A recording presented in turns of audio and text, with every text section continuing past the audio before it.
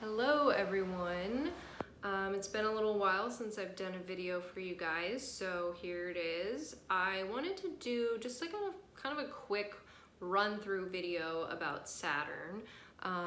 Since a lot of stuff's in Capricorn right now, and I just wanted to talk about Saturn and to help you guys understand what it means. So I'm going to explain a little bit about what Saturn is, and then I'm going to go through the houses because, as most of you might know or maybe don't know, the sign that your Saturn is in is not very important. It's kind of important, but it's much more important what house Saturn is in your chart, as well as whether there are aspects to Saturn or whatever you have going on with Saturn in your chart is more important than the actual sign it's in. Now I do all types of readings, like if you go to my website, you'll see all types of readings. So anything in depth about your chart would have to be through a reading between you and I, which is a paid for service.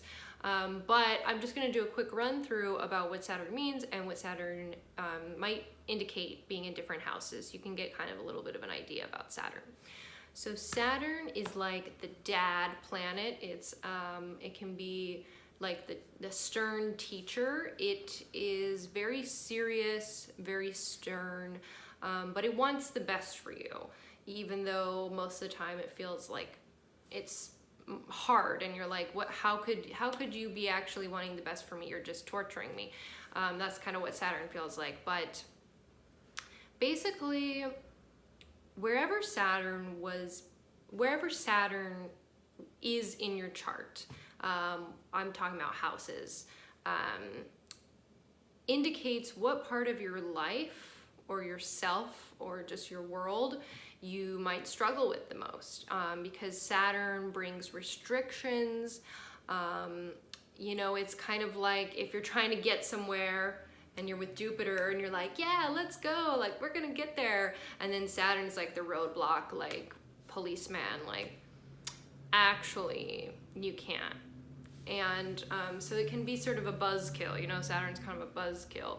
And so it naturally represents what part of your life you have restrictions in naturally, that if you want to succeed, which Saturn actually does want you to succeed. Like it wants to let you past, but you have to like answer all the right questions and you have to probably like kind of struggle in order to get past. So if you do work extra hard through these things that Saturn has naturally deemed more difficult for you, you will be much more rewarded. As anyone with Capricorn in their chart knows, sometimes struggle is very much worth it. It's a lot more rewarding to get something that you've worked your butt off for, that you've had to struggle for, than to just be handed to you. So that's a little bit about what Saturn means. Okay, so I'm just gonna run through the 12 houses real quick, little quick snippets about what Saturn might mean in the houses. So people who are born with Saturn in the first house, doesn't matter what sign it's in, whether it's in lovely, sweet Pisces, or whether it's in cheerful, whatever, Sag, doesn't matter. If you were born with Saturn in the first house, likely you have more of a stern demeanor. That sort of dad-like whole thing that I just described is basically on you as a person. So like you are that person. So you're probably that person that kind of whips people into shape, and that is really good at like being that kind of buzzkill asshole dad guy. But also you didn't ask for this. And so sometimes people with Saturn in the first can have had a struggle in their childhood right when they were born, because your first house is like right when you're born, so a lot of times it can be like your childhood.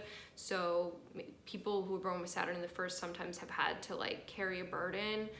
Maybe they were raised by a single mother, or just had to somehow like get responsible real quick.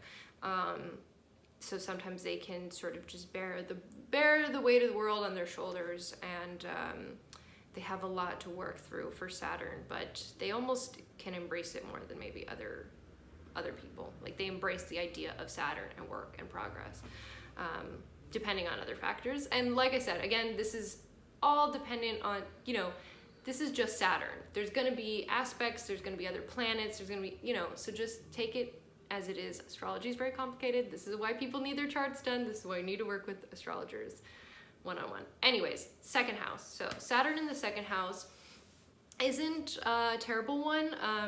It indicates money, so you might be someone where money initially was really hard to come by.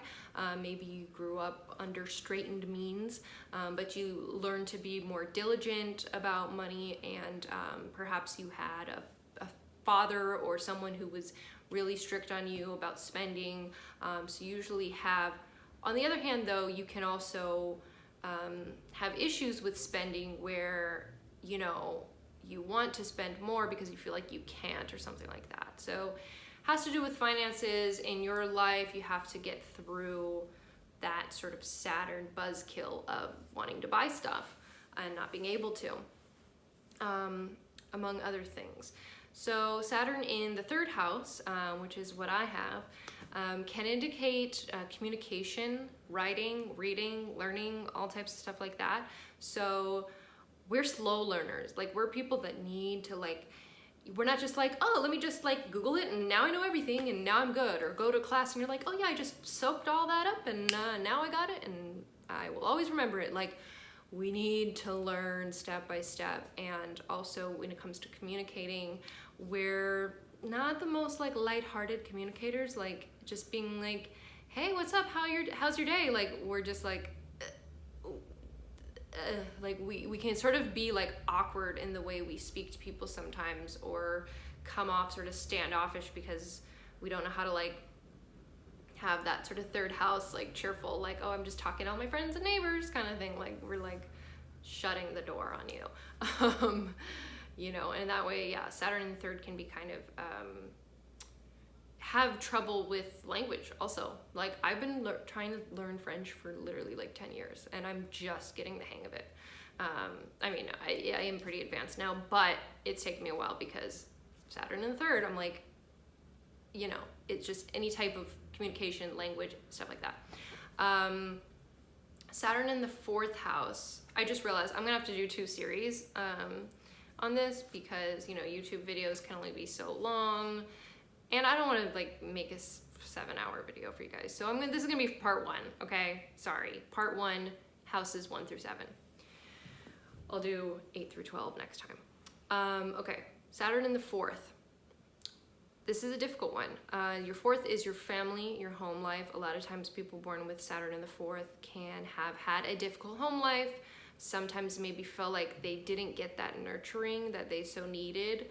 And, you know, like I said, Saturn's restrictions, it's roadblocks. So the idea of a family might feel like you're hitting against a wall and you can't break through, whether it's to your parents, whether maybe later when you try to have a family yourself, you meet roadblocks. And there's just some sort of coldness and isolation involved with people who have Saturn in the fourth house. When it comes to like being nurtured and stuff like that. Saturn in the fifth house. This is another very difficult one. The fifth house is such a big, like, joyful, so many things in the fifth house. Everything's very bloomed in the fifth house, and you know, love, romance, happiness, joy, hobbies, creativity, children, pets, like all these things. So to have Saturn there, sometimes these people can have a hard time being happy and being joyful and being carefree and being in love and finding love. Sometimes these people may find that whenever they try to have that more joyful, carefree existence, something gets in the way and they just can't do it. And these people have a lot of hang-ups that they have to sort of get over when it comes to just like letting loose and having a good time. You know, they may feel like it's somehow out of their reach, and they may struggle with depression as well. So that is a hard one. A lot of artists that were that had issues, whether it's addiction, depression, stuff like that, had Saturn in the 5th house, because your creativity sometimes can feel like work as well. Saturn in the 6th house, not a terrible placement. A lot of successful people have this because the 6th house is all about work and health, and these people can kind of be like, they can be successful, but often it's like at the expense of their health, because you know, they can just be they're sort of obsessed with work, and obsessed with, you know, a constant sense of having constant progress, because the 6th house is like a restless house. So for Saturn there, Saturn's like, come on, come on, come on, you got to do better, you got to do better, which is good because it motivates you, but it can be like a little intense. And also sometimes on the other end of that, sometimes people with Saturn in the 6th can have trouble finding a job, or just, you know, they have this restlessness, but there's still those blockages in the way, which may prevent them from being able to have that sort of lifestyle that they want to have, and also might have to deal with some health issues. Nothing necessarily major or serious, but yeah, the 6th house does rule health. So yeah, people with Saturn in the 6th might have to face some maybe early health issues, or just sort of they're not naturally as healthy as everyone else, maybe. Okay, Saturn in the 7th house. The 7th house is all about relationships. So these people can have a hard time finding relationships or finding a partner, finding the one. They can be very picky with who they want to be their partner, and they sort of feel like when they do partner up with people, there's something lacking, and they just have like really high standards and don't always know how to be partnership, because Saturn is like a pretty isolated, independent, you know, thing. So like sometimes these people don't know how to be partners because they're just like more individual type people that want to do everything on their own. And Saturn, since the 7th house can indicate other people, like another person, a lot of times people with Saturn in the 7th can marry someone who's very strict and very stern, very dad-like. Even if it's a man marrying a woman, like she could just be that kind of, you know, strict, like mistress type woman, and naturally just sort of go for people or attract people who sort of try to like get them in shape and like have some sort of like bossiness over them, not in the sense like where Pluto would be, but more just like having someone who kind of tells them what to do,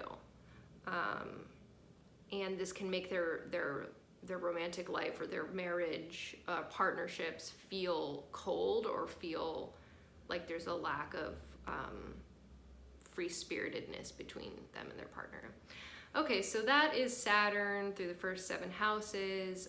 Again, sorry I couldn't do the last 6 houses. I will do that in another video. I thought it would be quicker than it is, but as always, you know, my words kind of just they just keep marching along with Saturn in the 3rd house. So thanks for watching. Again, as always, if you want to know more about Saturn in your chart, specifically your chart,